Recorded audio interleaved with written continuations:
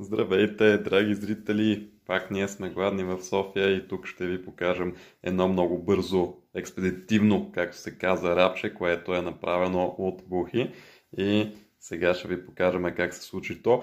Вече са готови месата, пилешко филенце и горе-долу мисля, че това е нещо, което трябва да кажа. Не толкова експедитивно обаче, защото трябва да си направиш едно такова авокадце и да си изпечеш едно яйчице вътре. Това всъщност е печено авокадо с яйце.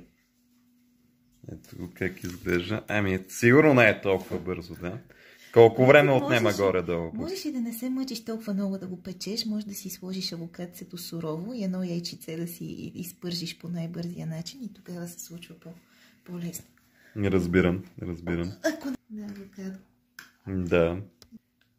Малко салатка. Зеленинки. И сме готови. И това е финалният му вид.